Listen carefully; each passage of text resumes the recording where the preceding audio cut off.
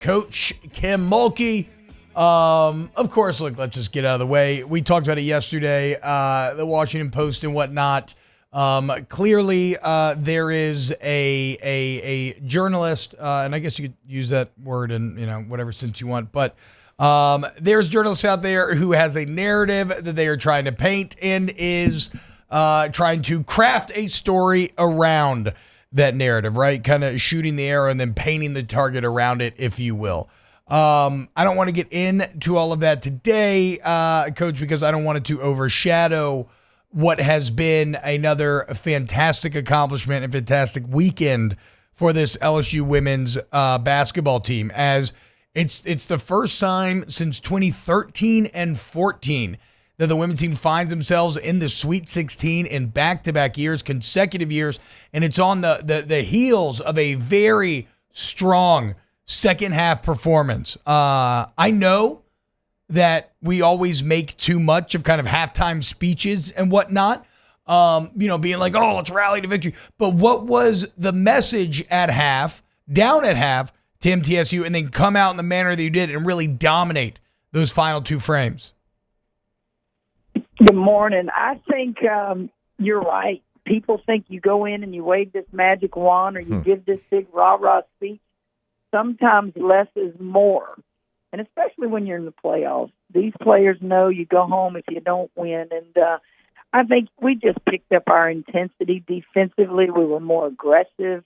We made it very difficult for them to run their offense smoothly because we were helping more, especially the high post where our posts were planted defensively. We just did a better job of communicating and being aggressive, and that's a very well-coached Middle Tennessee team. I said it before we played them. It was not a shock that they beat Louisville. Mm-hmm. Middle Tennessee has beaten many Power 5 teams. They're legit. And, Coach, knowing you, I know you appreciated the defensive effort there in the second half. I mean, you mentioned it. I mean, that's a team that won 30 basketball games, and you hold them to only 20 total points there in the second half. I know that had to be something you appreciated. Well, you're right. Golly, I do appreciate it. My question, though, to them today, we were off yesterday, is why did you wait till the second half to do this?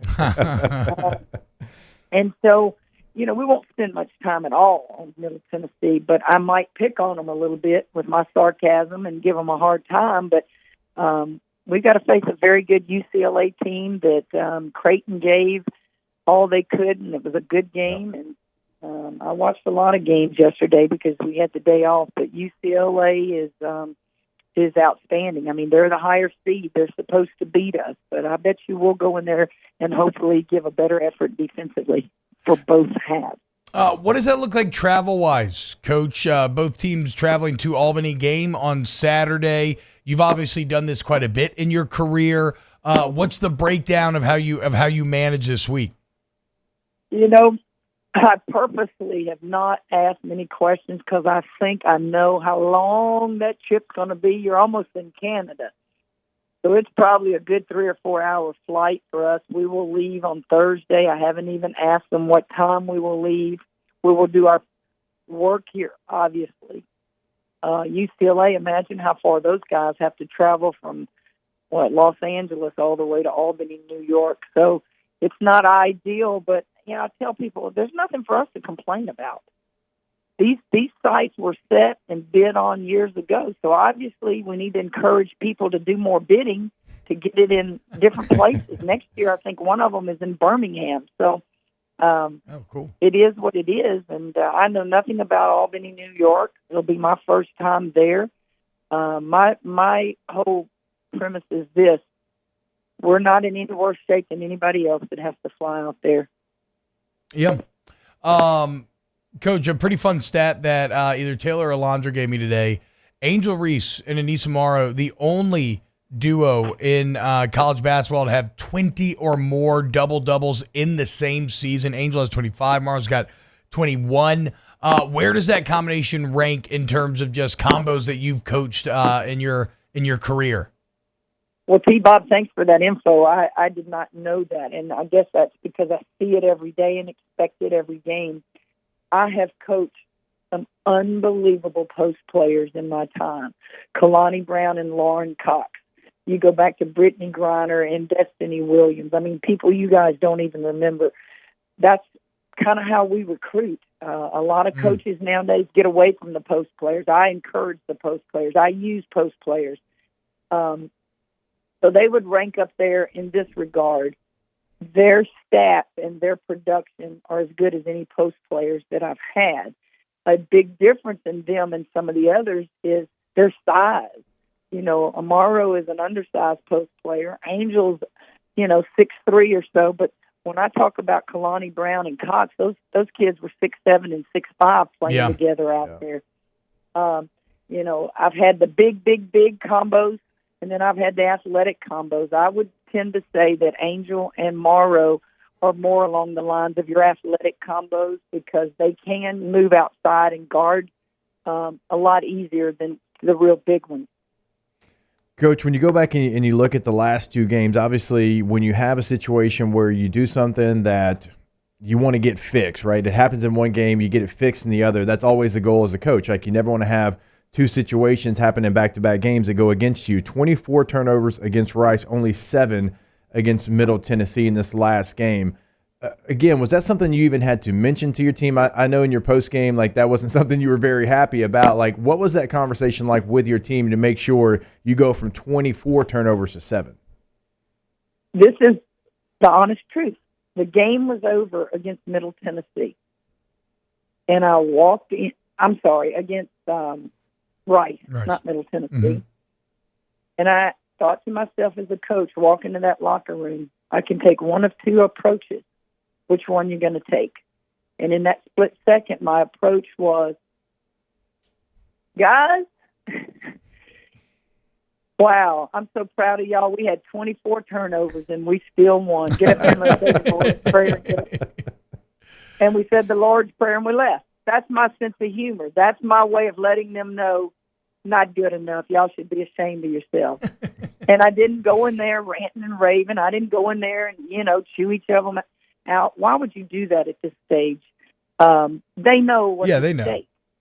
And so that's all that was said. That was it. And so I love it when people want to say, oh, man, I bet she chewed them out. Or, again, one of these misconceptions about how I coach. I'm intense, I'm passionate, but, a lot of this is motivation and psychology too. And so we kind of laughed it off, said the Lord's Prayer, and I went to the press conference.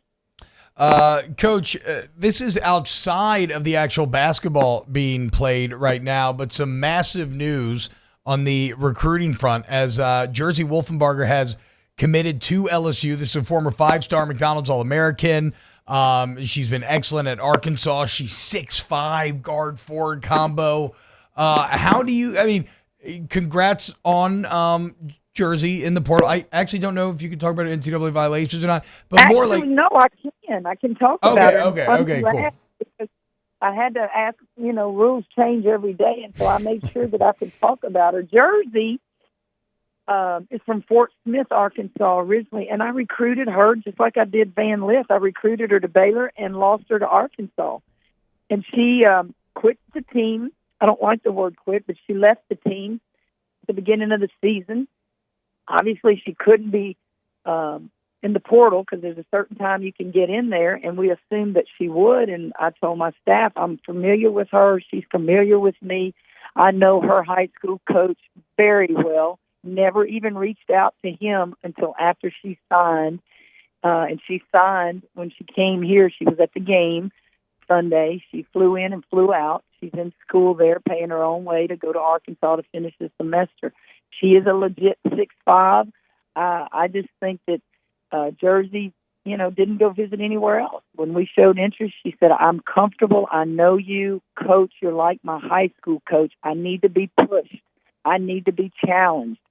Oh, heaven forbid, right? I'm one of those kind of coaches, right? So there are many of those players out there that love it, that understand, that need it, and I just gave her a big hug, and she's not going to visit anywhere else, and she's, signed, sealed, and delivered as far as I know. Coach, what's that like, coaching in the postseason, getting ready for a tournament game, but the transfer portal is open, so obviously, like, you have to make sure that you're active there and you're doing whatever you need to do to make sure your team's ready to go for the next season while this season's still not finished. Isn't that crazy? Is that not crazy? Thank goodness I have great assistant coaches. I don't do computer stuff. I don't look at anything. I don't even email unless it's a response. I'll text you and all that, but they work it. My assistants are on top of it. They know who's in the portal, and they get on the phone. And, this was a young lady that was of interest to us, and we got her, and we're going to stay in the portal. You have to. That's just the nature. And here's the thing. You don't get in the portal usually until your season's over. So we anticipate a lot more young people will be in the portal.